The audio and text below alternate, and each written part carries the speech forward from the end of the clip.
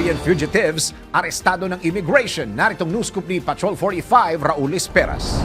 Nakatakdang ipa-deport ng Bureau of Immigration ang dalawang South Korean na wanted sa Korea dahil sa kanilang mga krimen na ginawa.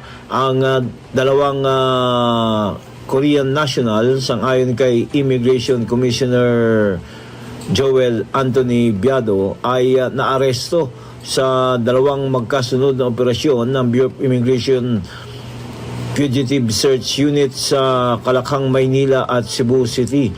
Naaresto sa United Nations sa kabaan ng United Nations sa Ermita, Maynila ang isang 59 na taong gulang na si Choi Won-chu at isang overstaying agent.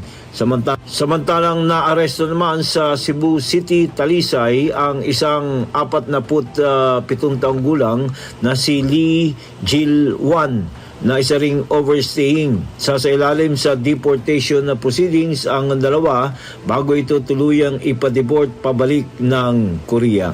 Raul Esperas, Patrol 45, nagbabalita ng tama, nagdilingkod ng tama sa Impilo May Todo Locas, DWIC.